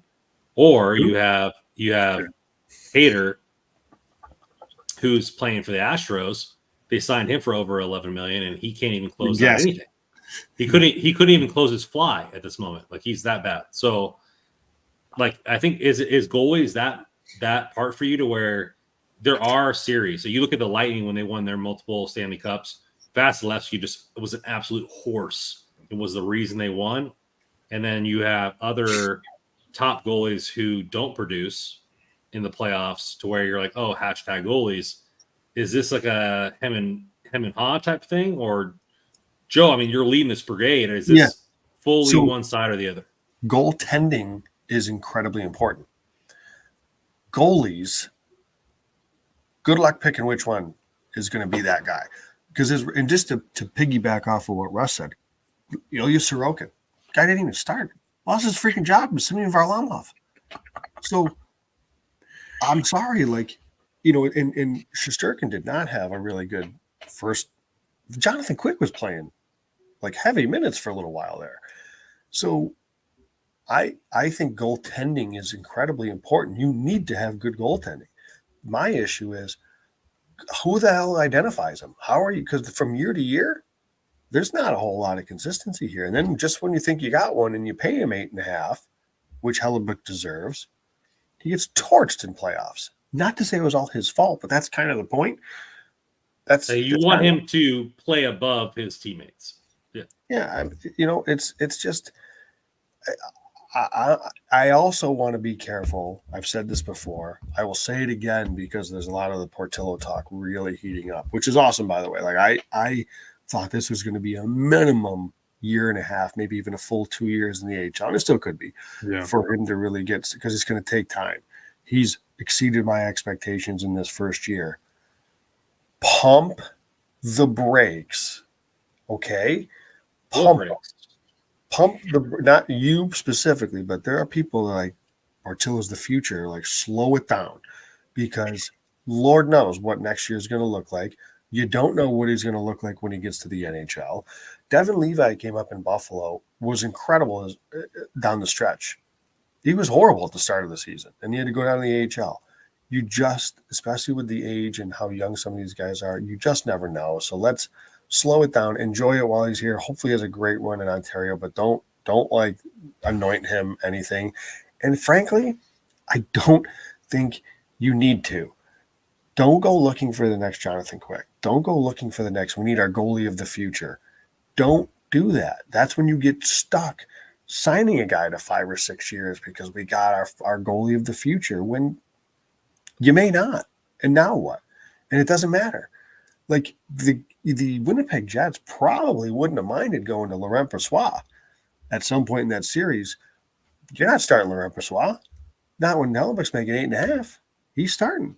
And obviously he had a great season, Vezina candidate. He's been a great goalie for years. Like, I get it, but you just it's really, really, I'm not paying goalies, and more importantly, I'm not paying them term.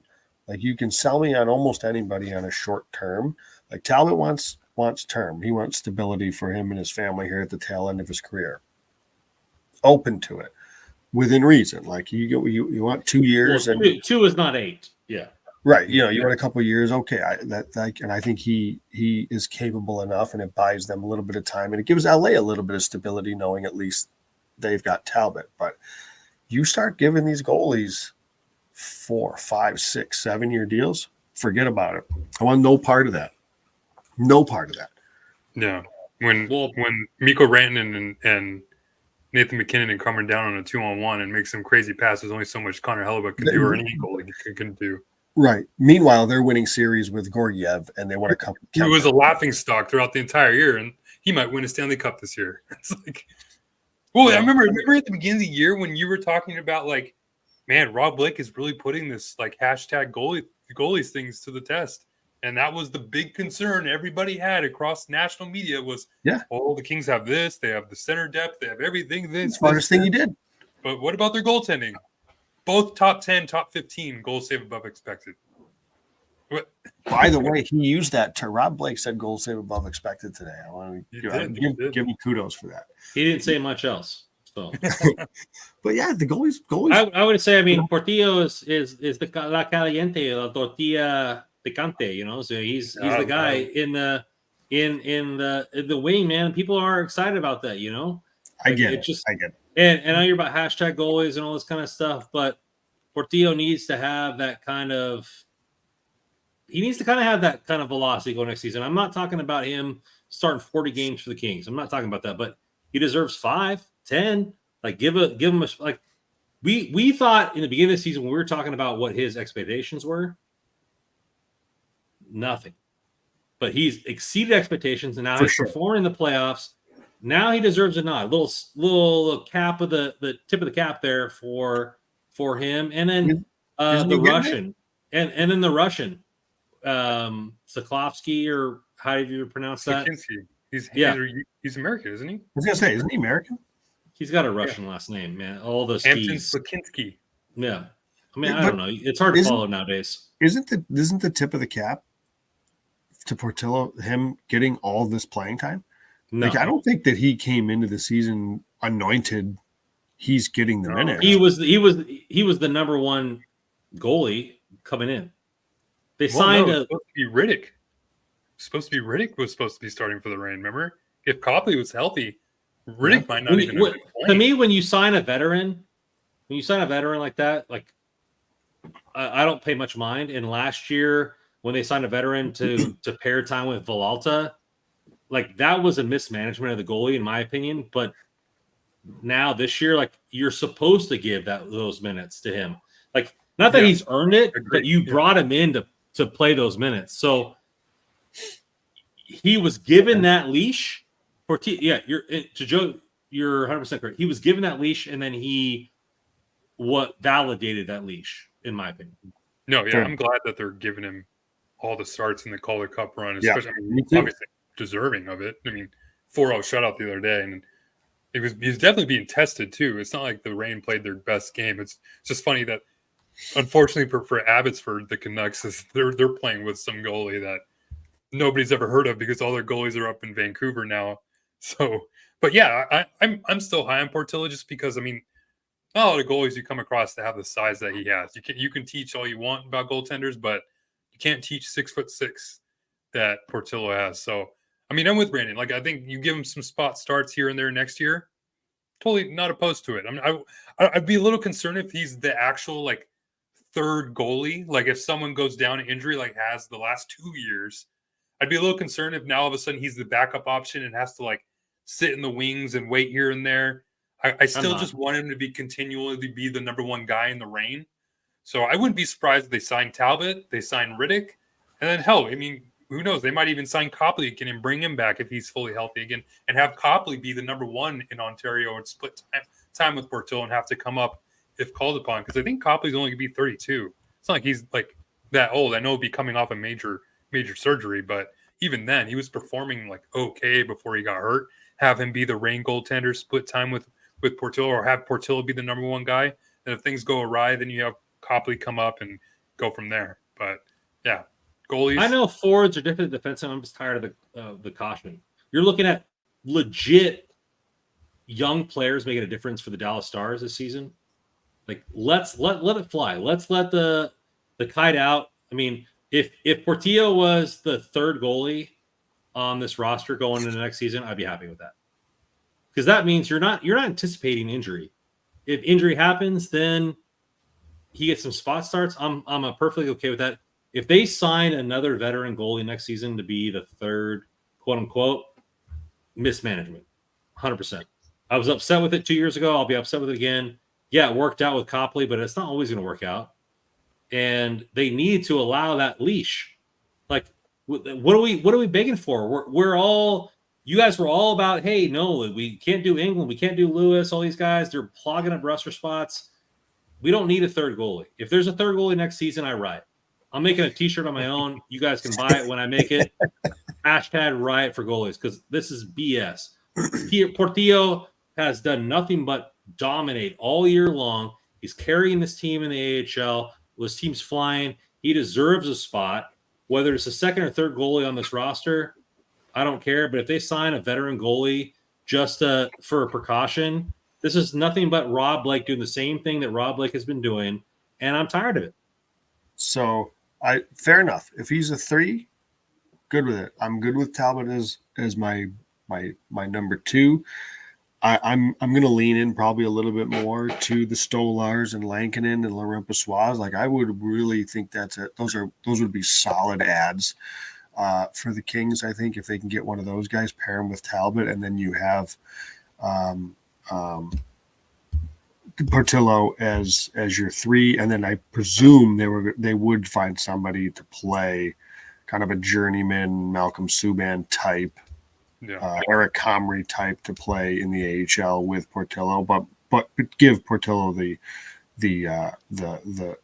starts, the reins, if you will. But yeah, I see where you're going. The rain on the reins, yes. Yes. My preference though to tie this whole goalie thing in a bow for me anyways is I'm not all that interested in a trade. I don't think. I mean, I'd have to know, obviously not knowing what it is, because, we've sent the most popular guys. There may be somebody that we haven't even thought about that's available that could be an option. So that notwithstanding, again, I'd feel perfectly comfortable with Talbot as 2. And again, the names I said, Stolars, Lankin, and Brossois as a 1, kind of 1A, if you will. I think that could work. To me, the 24 first round pick is off limits. All assets are off limits. If you're trading for a goalie, I don't want to trade for him. There's no way. No, period. I'd move it. And we'll get into that later on, but period. Depends on what for. We'll get into the draft content, but we'll do a whole episode on that. Let's get into the other free agent acquisition that might be happening is the coach. So LA Kings have to sign a coach. Is this, we've been seeing it on social media, is this a situation that a coach wants to come into, right? Rob Blake's got 1 year left. He's been given the confidence to at least initiate that last year. Does a coach want to come in? Is there going to be freedom for him to coach how he wants to coach? Or are they doing the 1-3-1? So he has to come in and implement a system maybe he doesn't have to believe in. Does a coach want to say, hey, I don't have that kind of security, right? You're moving. These are families, right? You're moving your family here, your wife here, all that kind of stuff. Are they going to go and trust in a young coach who's maybe never had a shot that will, hey, I'll take this opportunity and run with it? There's a lot of aspects here. So I want to ask you guys that in the complexities of this hiring, you have many veteran coaches that have their way of doing things that may not believe in the 131. You have young coaches who will probably take any job they can possibly take because it's the NHL that happens, and they'll adjust to the 131. Or do you think Rob Blake will make a change and allow the new head coach to be the best head coach he could possibly be and have a symbiotic relationship where they can push forward to the best LA Kings that possibly can happen? There's three options there. Where do you guys vibing with, Russ? What are you vibing with, Russ? What do you think? Yeah, I'm still kind of leaning that it's going to be Hiller. I guess another option that I kind of feel like, and that's it for us here at Hockey. No, I'm just kidding.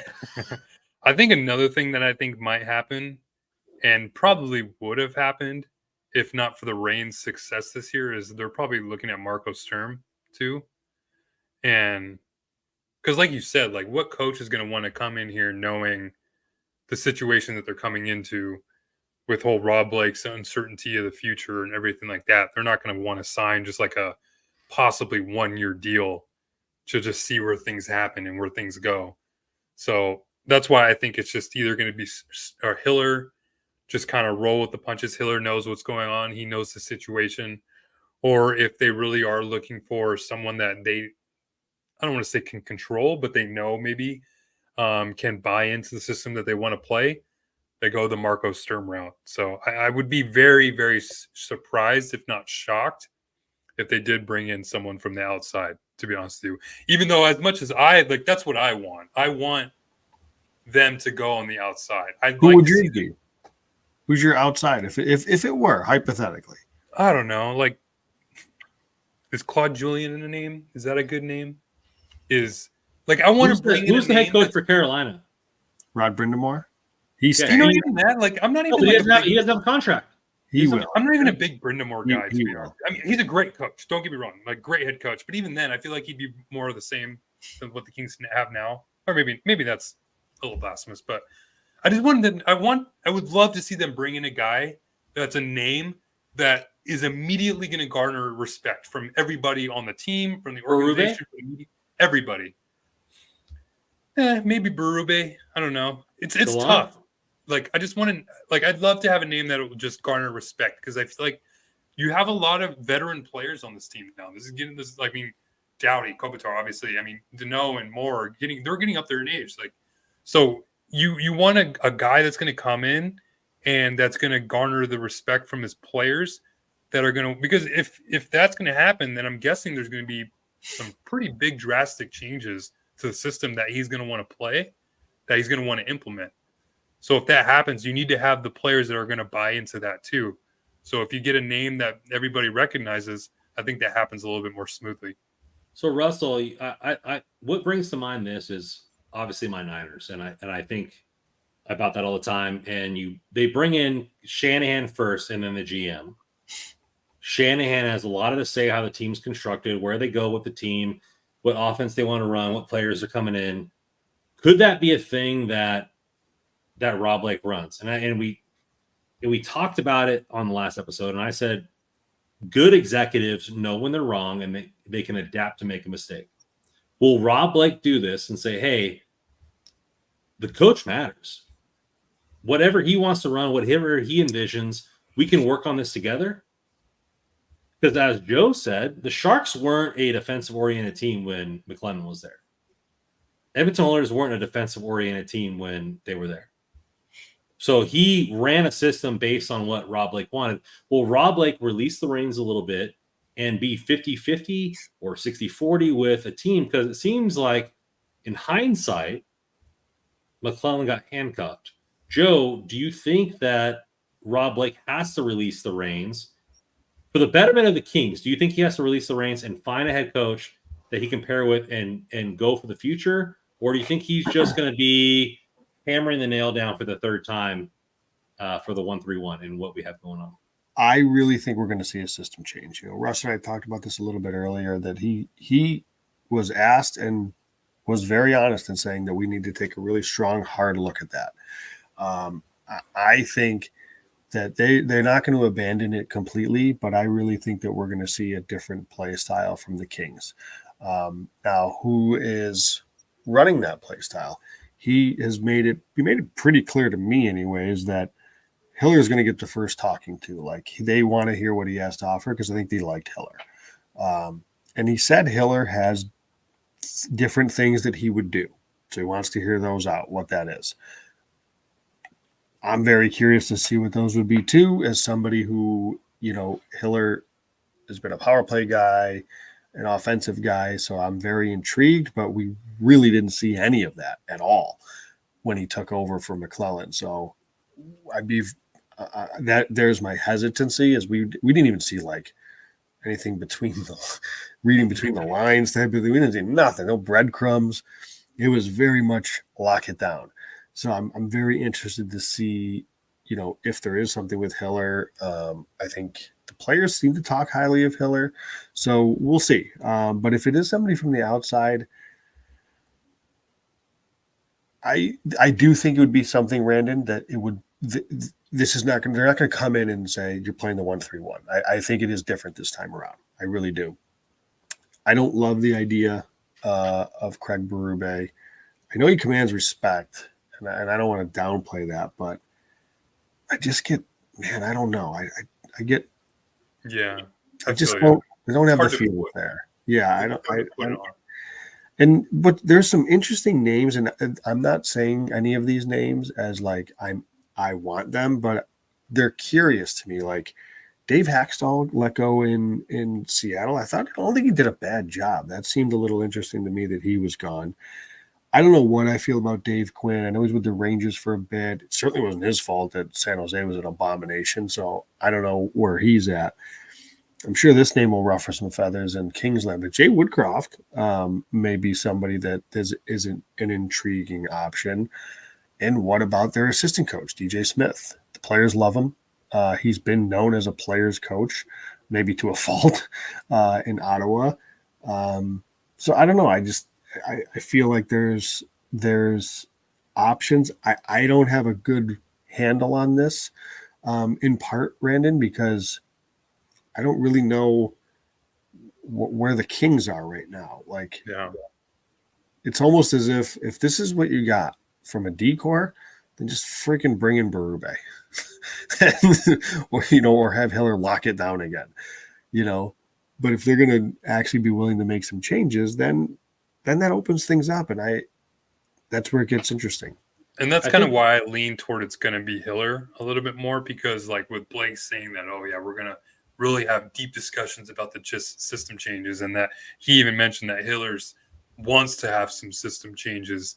So, I mean, you would just add 2 and 2 together. It just certainly feels like that would happen, because I just don't like I'd be hard, or I'd be very surprised if like an outside hire came in and was like, hey, I'm going to change this and this and this.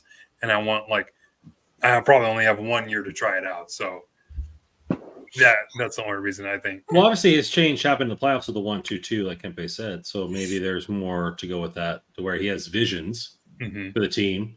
Hiller has everything to gain by 1 year.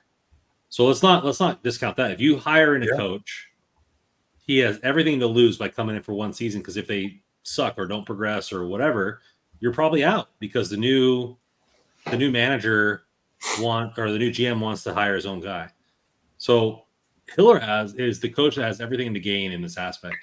If he can get Rob Blake's ear and say, hey, these are the things I want to run, this is what we want to do, you're the GM, make the adjustments to this roster. And the adjustments aren't hard. You can't move Gavrikov. It is what it is. You might be able to and manipulate, and there might be a team, but you can definitely get rid of England or whatever it is, however you pronounce it, to the AHL and play some, palpable defensemen. You also have Lewis. You don't have to resign Lewis. Like, there's options there for that roster, right? So, hey, make some tweaks. Hiller said, hey, I got these guys here. I have their ear for the last year or multiple years. I've had their head coach ear as the last couple months. I feel like with these players, this is my vision, and he can sell that to Rob Blake and let it last for a year. If that's what they're talking about and not running it back verbatim, I'm okay with that. Yeah. I'm okay with that. Like, hey, if Rob Blake is willing to admit what's going wrong and Hiller has vision for the team and how he wants to run the team, I'm okay with that. Because it seemed that Kempe and Fiala were excited about the 1-2-2 or possibility of all that kind of stuff. And what that means for the defense, who knows? But it seems like Hiller, and when the Hiller signing, hey, Hockey Royalty was all about the analytics and what he brings to the team. So I don't know. I will say, like, what's interesting to think about that we haven't even talked about, like, what happens if Hiller comes back, whoever's the coach comes back, and the Kings just go on some, like, Edmonton Oilers type start at the beginning of the year? Then what are we talking about? Are we like new GM, new coach in the middle of the season? Because that's where they've painted themselves into this corner, right? Like this has to be, like, if things don't go right, if there's no success in the playoffs, this is it. That has to be it. There's no other option. You have no contract after this year. Like, there's no reason to get you a contract extension after this year. If you have a bad start out the gates, oh man, like, you've painted yourself into this corner where, well, I don't know what you end up doing. Russell's saying it right now. The LA Kings, so they're in the corner. They got multiple cuts across the eyes. The cut man is putting the Vaseline. They're trying to cold compress, and that's where we'll leave you tonight, because the Kings are patching it up for the season. We're going to be going through the fights in the offseason. Oh, Roman coming in here with a super chat. We're about ready to come in. We're about ready to close it out. Roman with a $5 holla. Will Spence be blocked by Doughty and Clark? Will Spence be moved, I think, from the right side is what he was saying with that. I think he is blocked by Doughty and Clark, not by draft capital, and obviously Doughty is a veteran. But that doesn't matter for me. It doesn't really matter. If he's playing third pairing right D with a capable defenseman on his opposite side, I think Spence is glorious in that role. I mean, Clark is our future.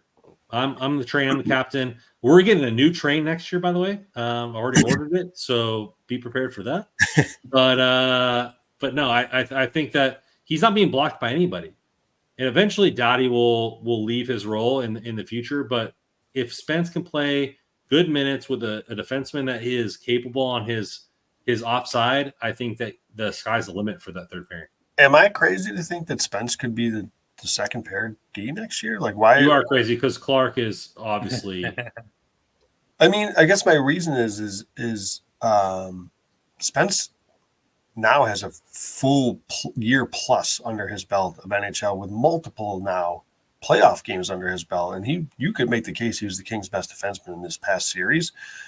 Like, he's establishing himself as a pretty damn good defenseman, and I can see the Kings seeing where it would make a lot more sense to say, okay, he's got a way more comfortability in the NHL. Let's let him handle some bigger minutes.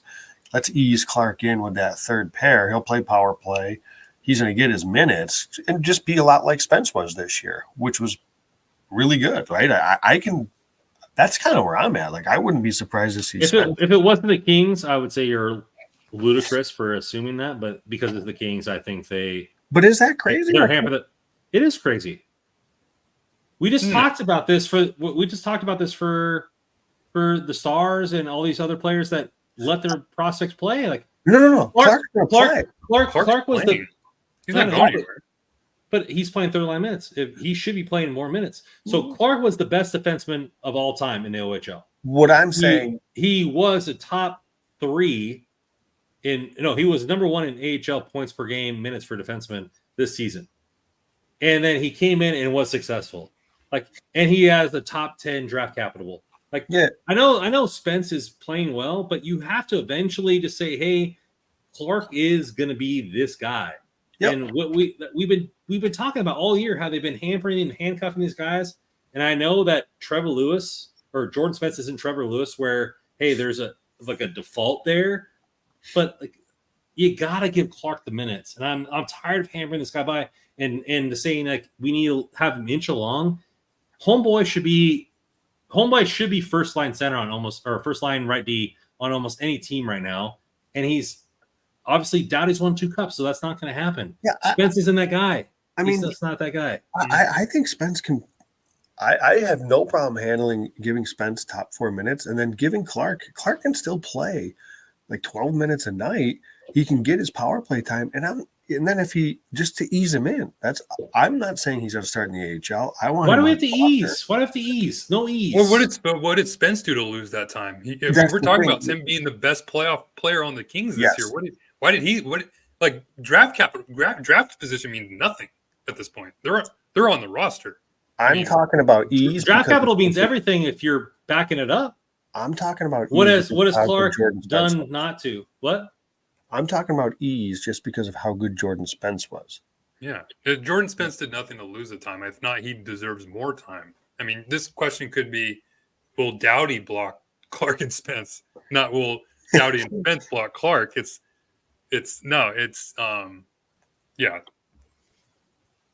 I don't know. I listen, if they decide to go in and give Clark and put Clark ahead of Spence, I'm not gonna be upset about it. Believe me. I'm just saying, like, I think we're just quick to just overlook Spence here and be like, this dude was really good. And he was really good. I like it.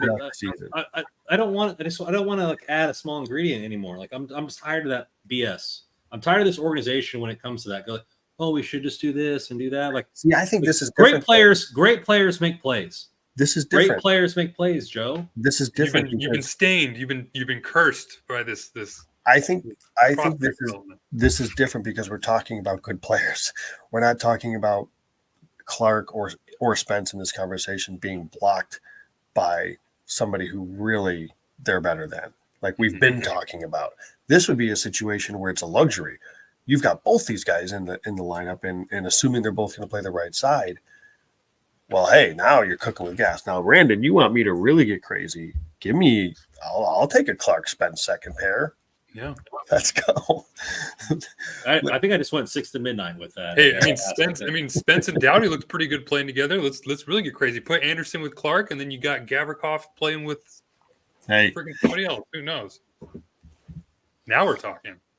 The question, Nick. Right. I'm glad you threw that in at the end. So, well, man, now we're all a flutter here, but we're over 2 hours, so. We got plenty of off-season talk. We got plenty of ways to get going here. Obviously, you know what? We got new merch out still. So Hockey Royalty shirts, let Kev be Kev, $30, sizes small through XXL. You get the combo platter of $45 for the More and Kev combo, DM NHL Russell on the X Twitskis. Venmo is going to be at Hockey Royalty. So once he says, hey, those shirts are available, send us over the money, and you get that shirt shipped out ASAP. All of our articles can be at hockeyroyalty.com. Joe released a masterpiece, a little Beethoven symphony for the end of the season coming out there. So please read that. Now that we have a first-round pick, Randall Commando is going to be releasing some articles with his draft analysis here because hero check for the Columbus Blue Jackets was my last one, and I need to get on this draft talk here. So I will be releasing some articles.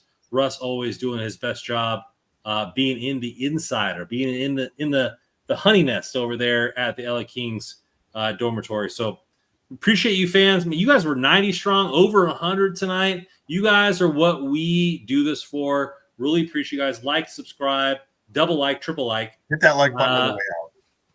And still gonna sneak this in here. We got new intro music coming up soon from one pretty sweet band making a custom intro. So keep an eye out for that.